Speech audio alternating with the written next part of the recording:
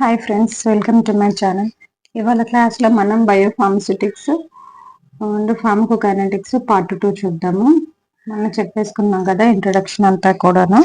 ఇవాళ క్లాస్లో వచ్చేసి అబ్జర్ప్షన్ అంటే ఏంటి, డిస్ట్రిబ్యూషన్ అంటే ఏంటి, మెటబాలిజం అంటే ఏంటి, ఎక్స్క్రీషన్ అంటే ఏంటి ఇన్ డీటెయిల్గా చూద్దాము. ఇప్పుడు ఒక సీరియల్ నెంబర్ వేసుకొని అలాగే ఇక్కడ డెఫినేషన్, రెస్పాన్సిబుల్ ఆర్గన్ అని చెప్పేసి రాసుకోండి. ఫస్ట్ వచ్చేసి అబ్జర్ప్షన్. అబ్జర్ప్షన్ అంటే ఏంటది అంటే అబ్జర్ప్షన్ అంటే ఏంటంటే process of movement of unchanged drug or unionized drug or non polar form of drug from site of administration to the site of measurement అనమాట. ఇక్కడ ఏంటంటే ఒక డ్రగ్, ఏ డ్రగ్, అన్చేంజ్డ్ డ్రగ్ కానీ, అనాయనైజ్డ్ డ్రగ్ కానీ, non polar drug కానీ. Non polar ఈ drug యొక్క మూమెంట్ ఎక్కడి నుంచి ఎక్కడి వరకు, సైట్ ఆఫ్ ద అడ్మినిస్ట్రేషన్ నుంచి సైట్ ఆఫ్ ద మెజర్మెంట్ వరకు.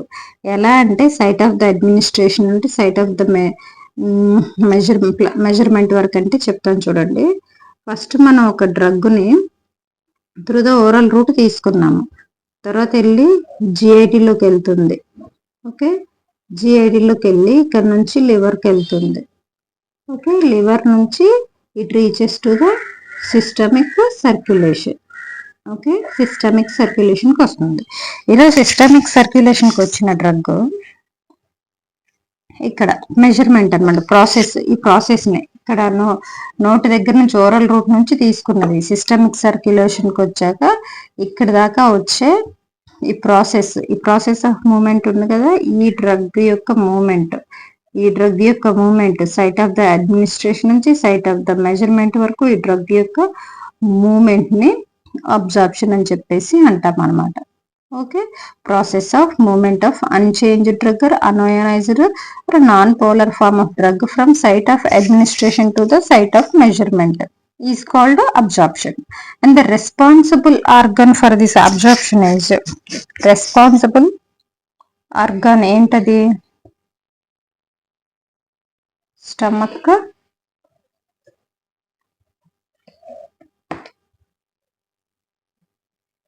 అండ్ ఇంటెస్టైన్ లోనే especially small intestine. Okay, small intestine. This is about absorption. Okay, process of movement of unchanged drug or unionized drug or non-polar form of drug from site of administration to the site of the measurement అన్నమాట. Okay, measurement అంటే ఇక్కడ ఉన్న drug ఏంటి, ప్లాస్మాలో ఉన్నట్టు. Okay, plasma circulating system అనమాట, systemic circulation.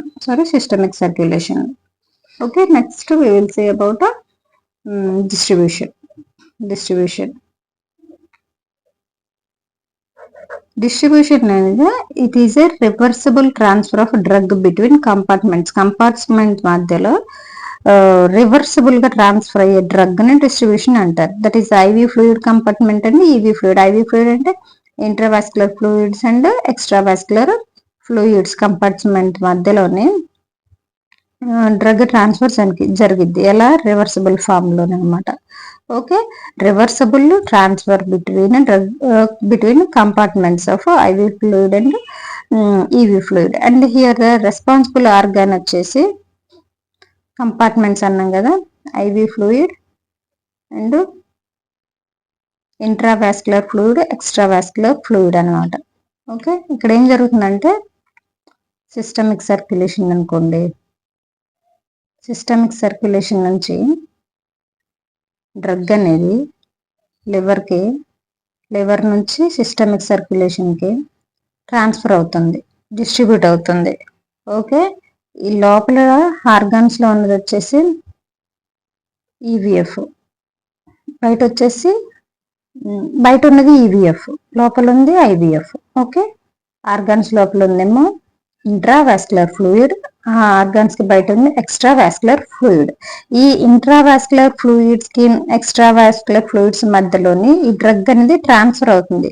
ఇక్కడ important point ఏంటంటే ఇక్కడ వచ్చేసి మెయిన్ గుర్తుపెట్టుకోవాల్సింది ఒక పాయింటే ఉంది. డిస్ట్రిబ్యూషన్ ఈజ్ ఎ రివర్సబుల్ ట్రాన్స్ఫరా ఇర్రివర్సబుల్ ట్రాన్స్ఫరా అదొకటి గుర్తుపెట్టుకోండి. Distribution is a reversible, okay, reversible transfer between IVF and EVF. Okay, next third one వచ్చేసి metabolism. Metabolism is a irreversible. ఈ రెండింటి difference. Distribution is a reversible and metabolism is a irreversible loss of drug from body by liver అన్నమాట. Okay, irreversible loss of drug from body by liver. ఇక్కడ responsible organ ఏంటది? Liver అన్నమాట. Responsible organ for metabolism liver అన్నమాట. Okay, and the liver is the largest internal organ. Okay, largest internal organ. The organ which is responsible for metabolism అంటే liver. And ఇక్కడ ఏమవుతుందంటే inside the body drug is transferred to metabolite. ఇక్కడ ఏం జరుగుతుందంటే liver లోనే drug అనేది మెటబాలైట్ గా convert అవుతుంది. So this is also called bio transformation. చెప్తాను చూడండి. Bio transformation. ఇప్పుడు మనం తీసుకున్న డ్రగ్ అబ్జార్ప్షన్ జరిగిద్ది. అబ్జార్ప్షన్ జరిగినప్పుడు జిఐటి స్టమక్ లోని లేయర్ క్రాస్ చేయాలంటే ఈ మెంబ్రెయిన్ లేయర్ ని క్రాస్ చేయాలంటే డ్రగ్ ఏ ఫామ్ లో ఉంటుంది? నాన్ పోలార్ ఫామ్ లో ఉన్న డ్రగ్ లివర్ లోకి వెళ్ళి ఇక్కడ ఏంది? ట్రాన్స్ఫర్మేషన్ జరుగుతుంది. మెటబాలైట్ గా ట్రాన్స్ఫర్మేషన్ జరిగి మెటబాలైట్ అనేది వస్తుంది. మెటబాలైట్ ఏ ఫామ్ లో ఉంటుంది? మెటబాలైట్ పోలార్ ఫామ్ లో ఉంటుంది.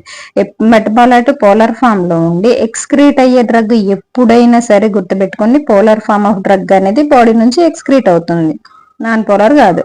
సో ఇక్కడ ఈ లివర్ లో కన్వర్షన్ జరుగుతుంది. Non polar drug converted to polar drug. Okay, inside the liver this is happening అనమాట. So inside the body drug is transfer to metabolite, so called bio transformation. And ఇంకోటి ఏంటి? First drug oral route లో తీసుకున్న drug GIT నుంచి లివర్కి వెళ్ళి liver నుంచి తర్వాత సిస్టమిక్ సర్క్యులేషన్కి వెళ్తుంది కదా. సో అలా వెళ్ళబట్టి ఇక్కడ ఏమవుతుందంటే ఫస్ట్ లివర్కి వెళ్తుంది కాబట్టి ఫస్ట్ పాస్ మెటబాలిజం అని అంటారు. First pass metabolism. మరి ఫస్ట్ పాస్ మెటబాలిజం అన్ని డ్రగ్స్ కి ఉంటుందా? ఫస్ట్ పాస్ మెటబాలిజం అన్ని డ్రగ్స్ కి ఉంటుందా అంటే అన్ని డ్రగ్స్ కి ఉండదు. Okay, first pass metabolism oral route లో తీసుకున్న వాటికి కొన్ని స్పెసిఫిక్ డ్రగ్స్ కే ఉంటుంది. ఇప్పుడు ఐవి రూట్ లో తీసుకున్న ఏ డ్రగ్ కి ఫస్ట్ పాస్ మెటబాలిజం అనేది ఉండదు అనమాట. ఓకే, ఇంకోసారి చెప్తున్నా చూడండి.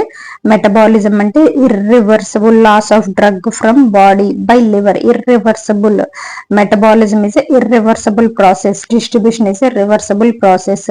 అండ్ ఇక్కడ ఓరల్ రూట్ లో తీసుకున్న డ్రగ్ జిఐటి లోని ఈ మెంబ్రెయిన్ ని క్రాస్ చేసినప్పుడు ఆ డ్రగ్ నాన్ పోలార్ ఫామ్ లో ఉంటుంది. లివర్ లోకి వెళ్ళేది కూడా non polar form of drug, కానీ లివర్ లోకి వెళ్ళాక ఈ non polar form of drug will be converted to polar form. Okay, so inside the body drug is transferred to a metabolite, so it is called as a biotransformation. Okay, but excrete అయ్యే drug మాత్రం body నుంచి ఏ form లో ఉంటుంది? Polar form of drug excreted from the body అనమాట. Okay, ఈ points గుర్తుపెట్టుకోండి.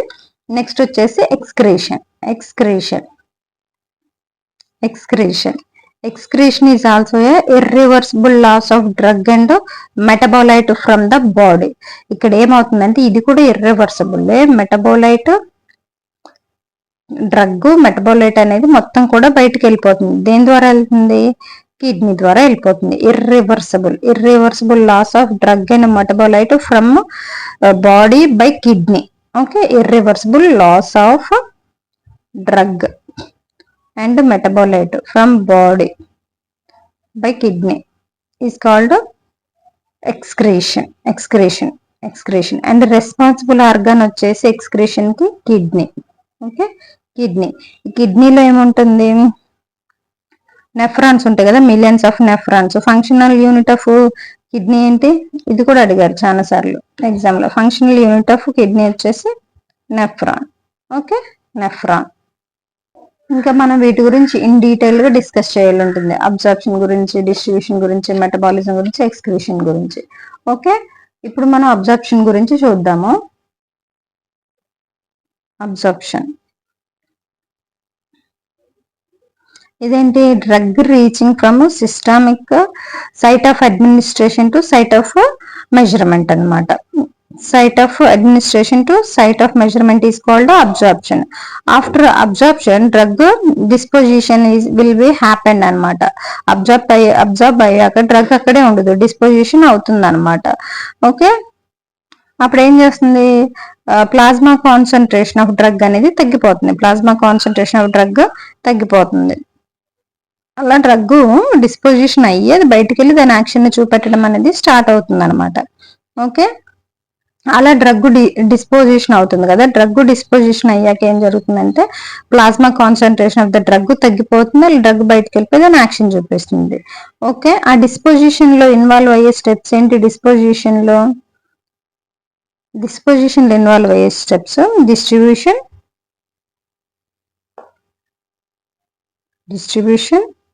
And elimination. Elimination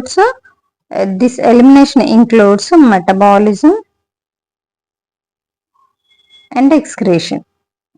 This elimination includes metabolism and excretion. So here pharmacokinetics.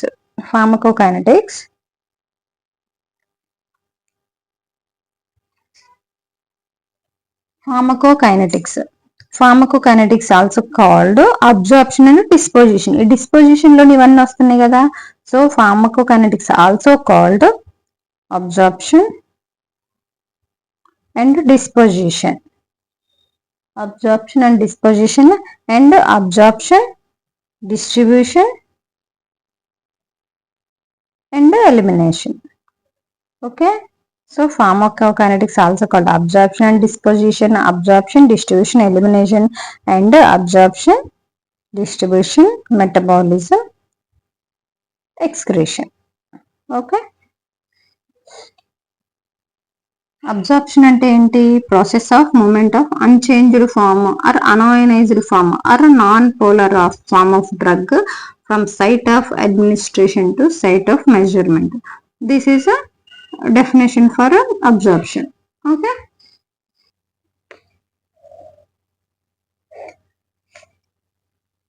ఒక డ్రగ్ తీసుకున్నాం అనుకోండి, డ్రగ్ స్లోగా బాడీలోకి అబ్జర్వ్ అవుతుంది.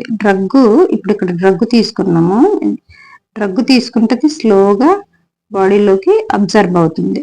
పీక్ కాన్సన్ట్రేషన్, ఎక్కడికైతే పీక్ కాన్సన్ట్రేషన్ కి రీచ్ అవుతుందో దీన్ని వచ్చేసి సిమాక్స్ అంటాము.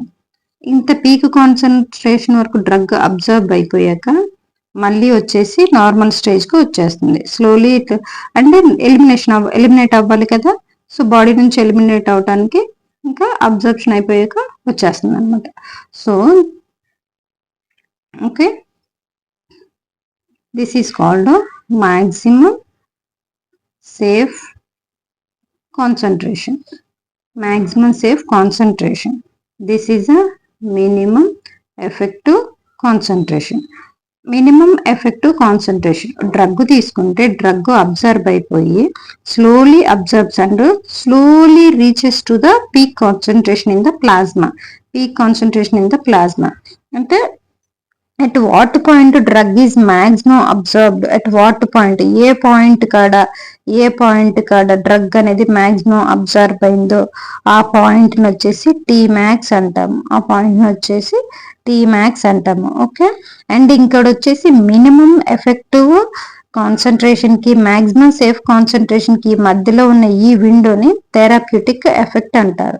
ఇక్కడ థెరప్యూటిక్ ఎఫెక్ట్ అంటే డ్రగ్ దాని యాక్షన్ ని ఎంత కావాలో అంతవరకు చూపించేస్తుంది. దీన్ని థెరప్యూటిక్ విండో అంటారు. ఇది దాటి కానీ డ్రగ్ యాక్షన్ చూపిస్తే ఏమవుతుంది, టాక్సిక్ ఎఫెక్ట్.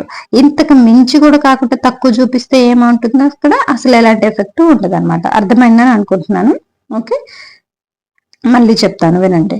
ఓకే, మనం ఒక డ్రగ్ని తీసుకుంటే దట్ డ్రగ్ ఈ టైం ప్రకారం ఇలా వెళ్తూ ఏ టైంకి అయితే ఎక్కడైతే పీక్ కాన్సన్ట్రేషన్, ప్లాస్మాలో పీక్ కాన్సన్ట్రేషన్ దగ్గర అబ్జర్వ్ అయిందో దాన్ని టీ మార్క్స్ అంటారు. ఏ టైం దగ్గర ఏ పాయింట్ దగ్గర అయిందో దాన్ని టీ మ్యాక్స్ అంటారు. ఓకే, ఇక్కడ ఎక్కడైతే అబ్జర్వ్ అయిందో దాన్ని వచ్చేసి మాక్సిమం సేఫ్ కాన్సన్ట్రేషన్ అంటారు. ఓకే, ఇది వచ్చేసి minimum effective concentration. This is called, ఇది ఎగ్జామ్ లో అడిగారు.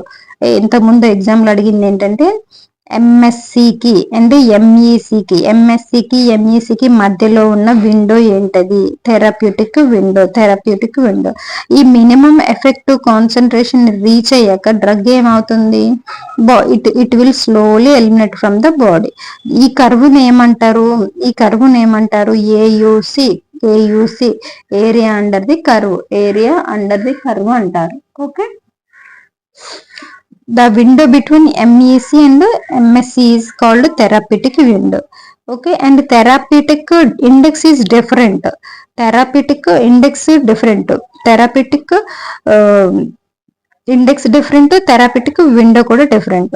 థెరపటిక్ విండో అంటేనేమో ఇక్కడ వచ్చేది అనమాట, ఎంఈసికి ఎంఎస్సికి మధ్యలో వచ్చేది. అదే థెరపటిక్ ఇండెక్స్ అంటే that is T1 is equal to LD50 by అది వేరు. Okay, ED50. ఇక్కడ వచ్చింది అన్నానే ఈ కర్వ్ని ఏయుసి అంటారని చెప్పా కదా. ఏయుసి అంటే ఏంటంటే rate and extent of drug that is available in systemic circulation. అంటే సిస్టమిక్ సర్క్యులేషన్ లో ఉన్న డ్రగ్ కాన్సన్ట్రేషన్ ని, okay, the rate and extent of drug that is available in systemic circulation is called AUC. This is a systemic circulation. Okay, and ఇక్కడ చెప్పాను కదా drug absorption అనేది MSc అంటే maximum safe concentration cross చేసి above వెళ్ళిపోయింది అనుకోండి, curve ఇలా above వెళ్ళిపోయింది అనుకోండి, it will produce toxic effects. This is called toxic level above the maximum safe concentration. Above curve is called, ఇది వచ్చేసి టాక్సిక్ లెవెల్. ఇక్కడ ఉంది ఏంటిది? ఇది థెరప్యూటిక్ లెవెల్. కింద వచ్చేసి sub therapeutic level.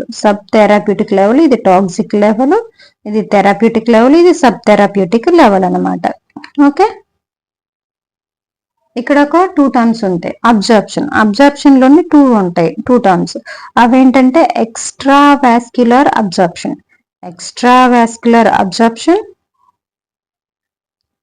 And intravascular absorption.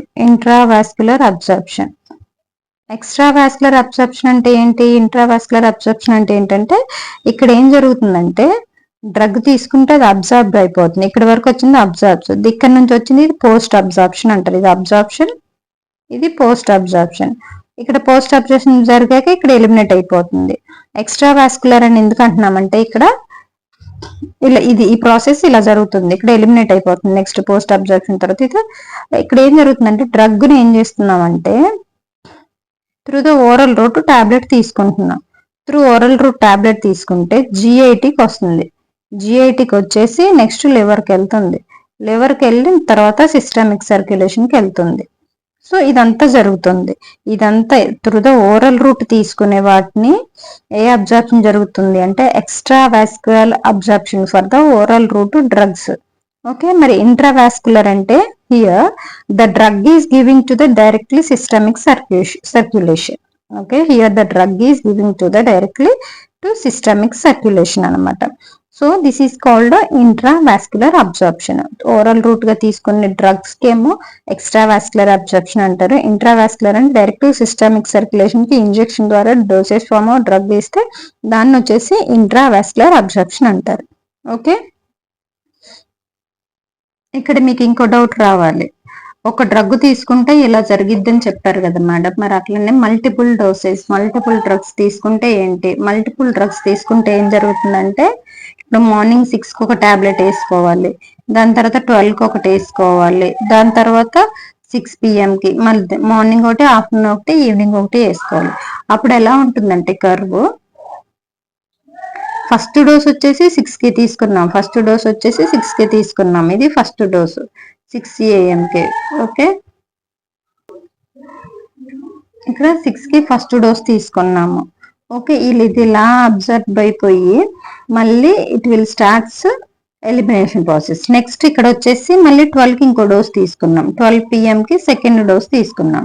ఇది కూడా అంతే, పీక్ కాన్సన్ట్రేషన్ కి రీచ్ అయితే అబ్జర్బ్ అయితే తర్వాత it will start comes down అనమాట. Okay, next third dose 6 PM కి థర్డ్ డోస్ తీసుకున్నాం అనుకోండి. ఇక్కడ ఏమవుతుందంటే డ్రగ్ తీసుకుంటే ఇది పీక్ కాన్సన్ట్రేషన్ కి వెళ్ళటం, మళ్ళీ తర్వాత ఎలిమినేట్ అవటం, మళ్ళీ పీక్ కాన్సన్ట్రేషన్ కి వెళ్ళటం, మళ్ళీ ఎలిమినేట్ అవటం, మళ్ళీ పీక్ కాన్సన్ట్రేషన్ కి వెళ్ళటం, మళ్ళీ ఎలిమినేట్ అవ్వడం. This is called MSc, maximum safe concentration. This is called MEC, minimum effective concentration. And pattern అనేది ఇలా ఉంటుంది అనమాట. మల్టిపుల్ డోస్ డ్రగ్స్ తీసుకుంటే కర్వ్ అనేది ఇలా వస్తుంది అనమాట. అయితే ఇక్కడ ఏ ప్యాటర్న్ కనిపిస్తుంది మనకి? టూత్ ప్యాటర్న్ లెక్క. ఈ టూత్ ప్యాటర్న్ దేనికి చూస్తాము అన్నది question. We saw the tooth pattern here. Okay, saw tooth pattern. Okay, multiple doses drugs తీసుకుంటే ఏ ప్యాటర్న్ ఉంటుందంటే సా టూత్ ప్యాటర్న్ ఉంటుంది. Okay, exhibit saw tooth pattern by multiple doses from drugs. ఇంకో drug ఉంటుంది, ఇంకో drug ఉండి రోజంతా ఒక డ్రగ్ తీసుకుంటూ అదే పని చేస్తూ ఉండాలి. అప్పుడు మనకి కర్వ్ ఎలా ఉంటుందంటే ఇలా వచ్చి ఇలా ఉంటుంది. అంటే ఇక్కడ ఏం జరుగుతుందంటే ఒక డ్రగ్ తీసుకున్నాము, ఒక డ్రగ్ తీసుకుంటే అది స్లోగా అబ్జర్వ్ అయిపోయి ఎక్కువసేపు పని చేయాలి. ఓకే, దానికి కావాల్సిన ఇంటర్వెల్స్ దగ్గర అది రిలీజ్ అవుతా ఉండాలి. అది రిలీజ్ అవుతూ ఉండి దాని యాక్షన్ ని ఎక్కువసేపు చూపెట్టాలి. ఇక్కడ ఎలాంటి టూత్ ప్యాటర్న్ అనేది ఉండదు. దీనికి ఏం జరుగుతుంది? కంట్రోల్ రిలీజ్ ఆఫ్ డ్రగ్స్ కి ఎలాంటి టూత్ ప్యాటర్న్ అనేది ఉండదు. దీని కాన్సన్ట్రేషన్ చూపించేంత వరకు ఈ డ్రగ్ సబ్ థెరప్యూటిక్ లెవెల్లోనే ఉండాలి. కాన్సన్ట్రేషన్ చూపించేంత వరకు సబ్ థెరప్యూటిక్ లెవెల్లోని డ్రగ్ ఉండి దాని యాక్షన్ చూపెట్టడం అయిపోయాక it will eliminate from the body. Okay, దీని డోస్ కంప్లీట్ అయ్యే వరకు ఈ సబ్ థెరప్యూటిక్ లెవెల్లో ఉంది. ఇంటర్వెల్స్ లో రిలీజ్ అయితే దాని యాక్షన్ ని చూపిస్తూ అయిపోయాక ఎలిమినేట్ అవ్వాలి. Okay, this is the important points to remember in the exam point of view అనమాట. Next organs responsible for absorption వచ్చేసి చూసాం కదా, stomach and small intestine. Stomach లోని మన లేయర్స్ ఎలా మేడప్ ఆఫ్ అయి ఉంటాయంటే బైలేయర్ ఫాస్ఫోలిపిడ్స్. ఈ మెంబ్రెయిన్ ఉంటుంది, cell membrane is made up of phospholipid which bilayer phospholipid. Cell membrane ఇప్పుడు స్టమక్ లోనే ఈ మెంబ్రెయిన్ ఉంటుంది. Membrane is made up of phospholipid, that is specially bilayer అని చెప్పాలి. ఫాస్ఫోలిపిడ్స్ అని సింపుల్ గా చెప్తే సరిపోతుంది, కానీ అక్కడ ఇచ్చిన క్వశ్చన్ బట్టి ఫాస్ఫోలిపిడ్స్ లోనే బైలేయర్ అనమాట. Bilayer phospholipids present in bilayer phospholipids present in cell membrane. Okay, bilayer phospholipids present in cell membrane. Here important point is the cell membrane pore size. ఇక్కడ సెల్ మెంబ్రెయిన్ మీద ఉంటాయి అన్నాం కదా pores. ఆ pore size, cell membrane pore size is important అనమాట. Cell membrane pore size ఇంతకుముందు exam లో అడిగారు, ఎన్ని యాంగ్స్ట్రమ్స్ లో ఉంటుంది? 4 to 10 యాంగ్స్ట్రమ్స్. ఓకే, మనకి నిన్న క్లాస్ చెప్పుకున్నాము ఫార్మస్యూటికల్ క్యాలిక్యులేషన్స్, అందులో పోసాలజీ ఇవి చెప్పాను. అక్కడ ఇవి వస్తాయి ఇంకా చాలా. అసలు ఏమంటారు, ఇది పోసాలజీ క్యాలిక్యులేషన్స్ చెప్పుకున్నప్పుడు ఇంకా ఇట్లా యాంగ్స్ట్రామ్స్ కాదు కానీ యాంప్లమ్ అని, teaspoon full, tablespoon full అని చెప్పేసి, గ్లాస్ అని, డ్రాప్ అని, అలాగే క్వార్ట్ అని, పింట్ అని, మినిమ్స్ అని, ఫ్లూయిడ్ ఔన్స్ అని చెప్పేసి ఇట్లా వస్తాయి అనమాట. అవైతే అందులోంచి పక్కా క్వశ్చన్ వచ్చింది. గ్యాలోన్ అని, అసలు ఎన్ని గ్యాలోన్ అంటే ఎన్ని పిన్స్ అని చెప్పేసి ఇట్లా క్వశ్చన్స్ వస్తాయి. అవి చాలా ఇంపార్టెంట్, గుర్తుపెట్టుకోవాలి. ఒక క్వశ్చన్ అయినా వచ్చింది. ఇయర్ పోర్ సైజ్ ఇక్కడ వచ్చేసి అవి నేను మీకు తర్వాత చెప్తానండి. ఇక్కడ సెల్ మెంబ్రెయిన్ పోర్ సైజ్ వచ్చేసి 4 to 10 యాంగ్స్ట్రామ్స్ అనమాట. 1 నానోమీటర్ అంటే 1 nanometre is equal to 10 angstroms. Okay, 10 angstroms. Okay, అప్పుడు 0.4 యాంగ్స్ట్రామ్స్ ఎంత? 0.4 angstroms 1 nanometre or 4 to 10 angstroms. ఇది గుర్తుపెట్టుకోండి. Okay, 1 nanometre is equal to 10 angstroms. 0.4 angstroms అంటే is equal to 1 nanometre. Okay, 4 to 10 angstroms. ఇలా అని చెప్పొచ్చు, ఇలా అని చెప్పొచ్చు.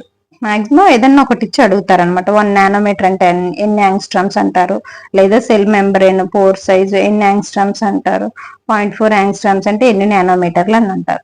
ఇలా క్వశ్చన్ ఫ్రేమింగ్ అనేది. ఓకే, నెక్స్ట్ అబ్జార్ప్షన్ పాత్వేస్ ఉంటాయి అనమాట. అబ్జార్ప్షన్ పాత్వేస్ అనేవి ఇంపార్టెంట్. ఇన్ డీటెయిల్ గా వీటి గురించి మనం డిస్కస్ చేయాల్సి ఉంటుంది. అబ్జార్ప్షన్ పాత్వేలో ఫస్ట్ వచ్చేసి ప్యాసివ్ డిఫ్యూజన్. ఓకే, నెక్స్ట్ వచ్చేసి carrier mediated transport and facilitated diffusion.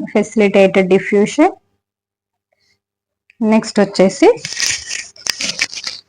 Active transport.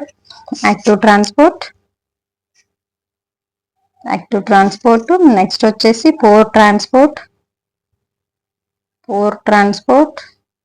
Sixth వచ్చేసి endocytosis. Ionic or electrochemical diffusion.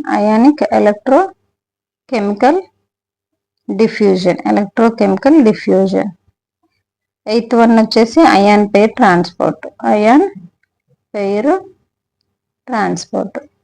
In detail గా వీటి గురించి డిస్కస్ చేయాల్సి ఉంటుంది మనం. ప్యాసివ్ డిఫ్యూషన్ అంటే ఏంటి, క్యారియర్ మీడియేటెడ్ ట్రాన్స్పోర్ట్ అంటే ఏంటి, ఫెసిలిటేటెడ్ డిఫ్యూజన్ అంటే ఏంటి, అలాగే active transport, pore transport, endocytosis, ionic or electrochemical diffusion, ion pair transport, ఇవన్నీ ఇండివిజువల్ గా డిస్కస్ చేద్దాం. ప్యాసివ్ డిఫ్యూషన్ అంటే ఏంటో ఫస్ట్ చూద్దాం నెక్స్ట్ క్లాస్ లోని. ప్యాసివ్ డిఫ్యూషన్ అదర్ నేమ్ ఏంటి, ఓకే, దాని ప్రిన్సిపల్ ఏంటి, అప్లికేషన్ ఏంటి, లాస్ ఏంటి, రేట్ ఏంటి, డిఫ్యూషన్, ఇవన్నీ కూడాను ఇన్ డీటెయిల్ గా మనం నెక్స్ట్ క్లాస్ లోని ఇవన్నీ కూడా ఒకదాని తర్వాత ఒకటి డిస్కస్ చేద్దాం అనమాట. ఓకే, ఇవాళకి క్లాస్ ఇప్పుడు వైండ్ అప్ చేస్తున్నాను. మన ఛానల్ ని చూస్తున్న వాళ్ళైతే క్లాస్ అయిపోయాగానే తప్పకుండా సబ్స్క్రైబ్ చేయండి, షేర్ చేయండి, లైక్ చేయండి. వీడియోస్ అన్నిటిని కూడా మీరు లైక్ చేస్తూ ఉండండి. ఓకే, మీకు అనిపించిన కామెంట్ చెప్పండి, అలాగే సపోర్ట్ చేస్తూ ఉండండి. Thank you.